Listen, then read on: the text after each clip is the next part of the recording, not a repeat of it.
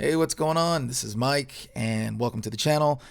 If you are watching this one because you are waiting for the cool setup or you're looking to get the deep insights, this one's kind of not that one. I'm just going to kind of talk and kind of ramble about how we got this job, and you're just going to see us filming B-roll for it in the background. So how this came about was actually weird. It kind of fell into our laps. Um, as most jobs come, or most opportunities in life come, they really come from your circle of influence. And so this one kind of came from my circle of influence. I had a buddy of mine, knew him from church, and as we began to talk, he found out I did video, um, and I found out that he was doing documentaries. I'm like, cool, that's really cool that you're doing that. And then we would just every once in a while talk about this or that. And then, he ended up getting married. I shot his wedding and he really loved the quality of it. But again, that's weddings. That's different. And if you're not in the production world, you may not see how that can correlate to something else. So he knew I did, good work, but it was for weddings, so he wasn't too sure about if I could do, documentaries or anything like that. Well, and we still kept talking about them, all these different things about documentaries and whatnot. Fast forward to the future, he ends up needing some help, moved out of state. We keep in touch. He's coming back into town. He's filming a documentary. He already dropped one on Tubi, and it was doing well. And I remember seeing it, and I was like, man, the story is absolutely compelling. So he's a great storyteller. A lot of the visuals were lacking. And you already know how we do as video professionals, right? We look at stuff and we begin to critique, right? And we're like, that could have been done better, this could have been done better, blah, blah, blah, blah, blah. So obviously that a lot of that goes on with me. And I'm like, man, the storytelling is really good. I was pulled in. I was, I was listening. I was getting into it. I even cried at a certain point because it was one of those documentaries. It's called Concussed: The American Dream, and it's about CTE and how it could really ruin people's lives. And it follows the storyline of a guy who played college. He played some. I think he played. If I remember correctly, he played a little bit of pro, but that CTE just kind of took him out. Or he was a very promising athlete in college, and ended up passing away. Anyway, if you go watch it on YouTube, it's a great story. But a lot of the visuals, I figured, man, if we could get our hands on it, if we could do it, we would do it so much better. Fast forward to the future, he's coming into town and he's like, hey, I'm working on this documentary. He's already told me about it, but he's like, hey, can you help me out?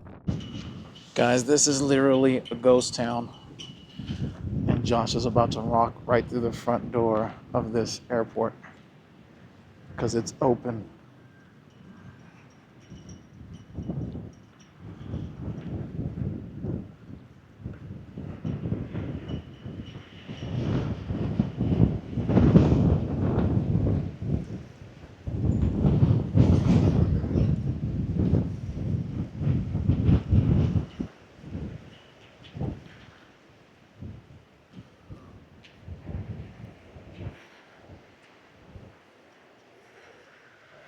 This is crazy.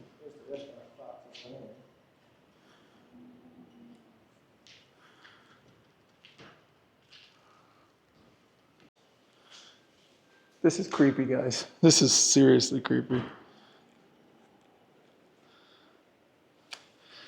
But far be it from us not to get this footage.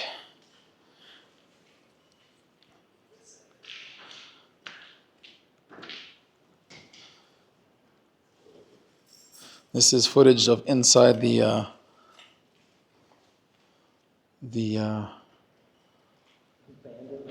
abandoned airport.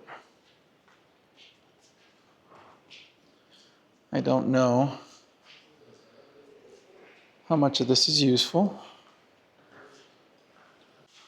I don't know what's up, but this place is still operational. Yeah, there's something going on. Yeah, let's get out of here.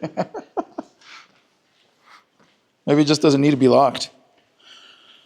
That was really weird. That was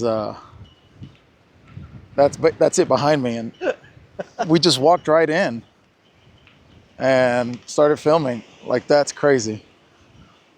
Uh, that's a first for me.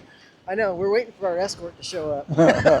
We were waiting for like a cop to roll up. Hey, you guys are under arrest for trespassing. So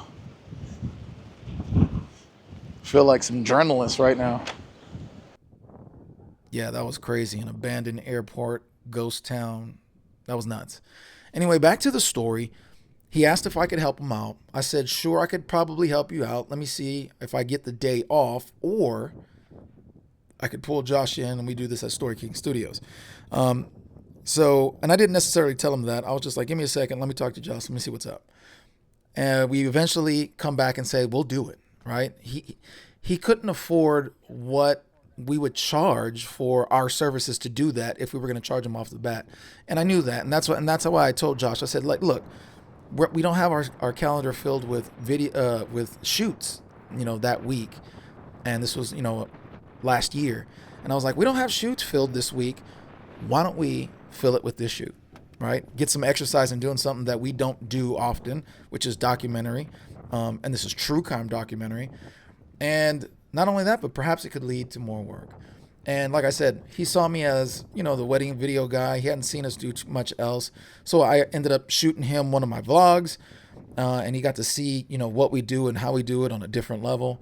And that's one of the reasons why I love to encourage you guys to do vlogs. Because if nothing else, it's social proof. So I'm driving the van right now. And as you saw, Josh was trying to mic up our officer, Kalakios. And I ended up getting caught up like, oh, you could place it here, you could place it there. There's so much gear right here. I forgot to shoot him micing him up. Anyway, we're en route to the next spot, and Josh is currently in the police vehicle getting the interview. This is really cool because it's different, man. We're always shooting, corporate videos, and even corporate style, business style commercials. Actually filming like a documentary, and a true crime documentary at that, is just completely different. So anyway, just thought I'd chime in and talk about it real quick. It's pretty cool. And honestly, that little soundbite kind of sums it up. And that car in front of us is the cop car that Josh is interviewing the officer in. And that kind of sums it up, because that's really what it's about, man. It's like, this is so much different than our corporate thing. And it kind of just fell into our lap. And like I said, he might have not been able to pay our day rate for shooting the interviews and now the B-roll. But at the very same time, we know that he has a way to get distribution, to get things like on Tubi, and perhaps Hulu and some other streaming services. So this has the potential to make a good amount of money, and we'll be able to get our pay needs met on the back end. And that's what's really cool about this whole setup. So I'm very excited. And we want to do our best to make it look good. And we've actually been seriously looking into things like art of documentary now, because this is a whole new foray that we're going into.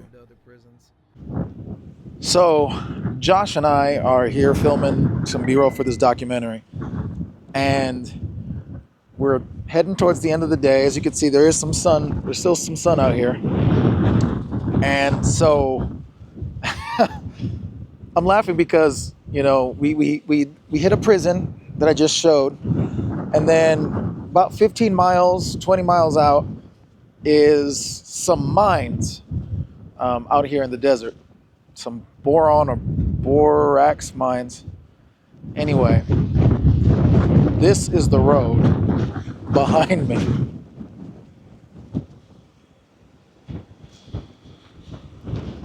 That's the road. It's not even a road. It's not even paved.